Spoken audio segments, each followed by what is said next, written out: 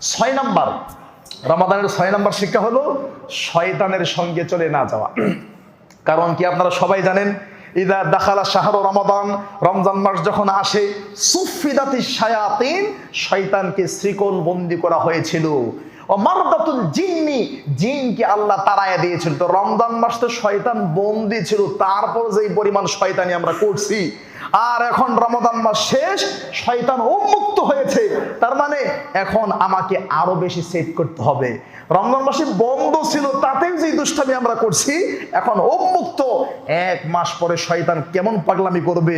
সুতরাং এই মুহূর্তে 6 নাম্বার রমজানের শিক্ষা হলো, রমজান বলছে রমাদান মাস আমি যখন আসি তখন শয়তান বন্দী হয়ে যায়, জিন তাড়িত হয়ে যায়। এখন রমজান মাস শেষ, তোমাদেরকে 6 নাম্বার শিক্ষা আমি রমাদান দিচ্ছি, তোমরা শয়তান বিষয়ে অ্যালার্ট হও, যেটা আল্লাহ কোরআন কারীমে বলছেন সূরা ফাতির 22 নম্বর পারা, সূরা ফাতির 14 নম্বর আয়াত। ইন্নাশ শাইতানা লাকুম আদুউন ফাত্তাখিযুহু আদুওয়া, ইন্নাশ শাইতানা লাকুম আদু, শয়তান তোমাদের দুশমন, সে তোমাদের শত্রু। ফাত্তাখিযুহু আদুওয়া, সুতরাং শয়তানকে দুশমন হিসাবেই চিনো, দুশমন হিসাবেই জানো, তার থেকে দূরে থাকো। কেন? ইন্নামা ইয়াদউ হিজবাহু লিয়াকুনু মিন আসহাবিস সাইর, সে শয়তান মানুষদেরকে ডাকে আসহাবুস সাইর। জাহান্নামের 7টা নাম আছে, একটা নাম সাইর, অর্থাৎ শয়তান মানুষকে সাইরে নেওয়ার জন্য, জাহান্নামে নেওয়ার জন্য সে কাজ করে যায়। নাউজুবিল্লাহি মিন যালিক। কয় নাম্বার শিক্ষা? 6 নাম্বার।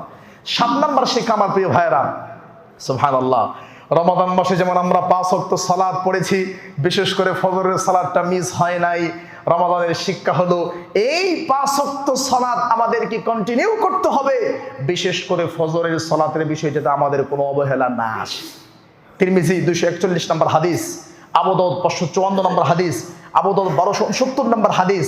হাদিসগুলো আমাদেরকে মেসেজ দেয় 5 ওয়াক্ত সালাত আমাদেরকে জামাতের সাথে পড়তে হবে, বিশেষ করে ফজরের সালাত যাতে ছুটে না যায়। আবু দাউদ 554 নম্বর হাদিস।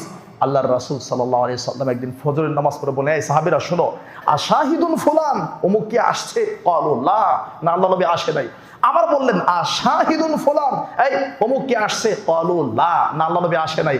2 বার বলার পর আল্লাহ নবী বলে, শোনো, ইন্না হাতাইনি সালাতাইনি আসকালুস সালাওয়াত আলাল মুনাফিকিন, এই 2 ওয়াক্ত সালাত, ফজর এবং আসর, অথবা ফজর অথবা ঈশা, এই 2 ওয়াক্ত সালাত মুনাফিকের জন্য সবচাইতে বেশি ভারী।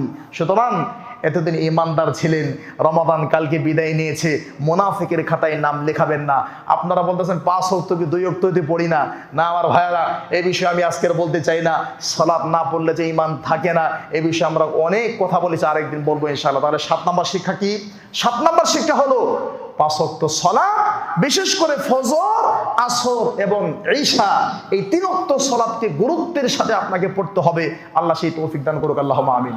আমার ভাইয়ারা, জুমার দিনে মসজিদ ভরে যায়, ঈদের দিন মসজিদ ভরে গেছে, আর ফজরের সময় বা অন্য অন্য সময় 2 কাতার 2.5 কাতার হয়। কেন? এখানে যেই গণবসতি, সবাই যদি আসে, মসজিদ 6 তলা করলেও মানুষ ধরবে না, অনেক মানুষ চলে আসবে। কিন্তু আমার ভাইয়ারা, কি পরিমাণ মানুষ আমরা সালাত থেকে দূরে আছি।